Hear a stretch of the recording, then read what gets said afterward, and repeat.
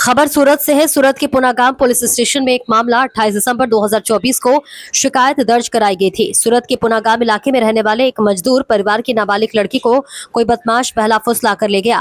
आज जो 7 महीने बाद भी उनकी बेटी का कोई सुराग नहीं लग पाया है। कई जगहों पर शिकायत और गुहार लगाकर थक चुका परिवार न्याय दो किनारे और बैनर लेकर गुजरात के गृह राज्य मंत्री हर्ष भाई संघवी के कार्यालय जा रहा था, तभी पुनागाम पुलिस ने उन्हें रोक दिया और थाने ले गई। परिवार का कहना है कि अगर अमीर परिवार होता तो 24 घंटे में काम हो जाता और 7 महीने बाद भी हमारे गरीब लोगों की तरफ कोई ध्यान नहीं दे रहा है। परिवार का आरोप है कि हमारे साथ अन्याय हुआ है, हमें न्याय चाहिए।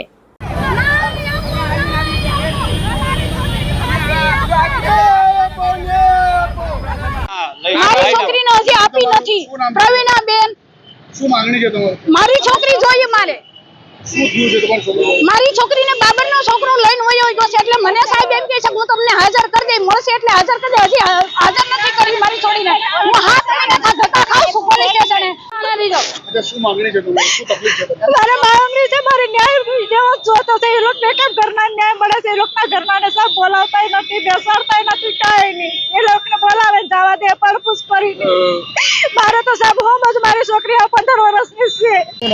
લાલજી ભાઈ અરે શેના માટે તમે રેલી પર? અમારી છોકરી છેલ્લા 7 મહિનાથી લાપતા છે અને નેતાની ખાલી એક ઘડિયાળ ખોવાની હોય ને તો એ 3 કલાકમાં ગોતીને દે છે। મારી છોકરી 15 વર્ષની છે, આ 7 મહિના થઈ ગયા છે, હજી કાંઈ પતો નથી। બરોબર, શું માંગણી છે તમારી? મારે ન્યાય જોઈએ। અમારી છોકરી કોને રજૂઆત કરવા જાઓ છો? અમે હરેશ સંઘવી સાહેબને ક્યાં ક્યાં જઈ આવ્યા પેલા?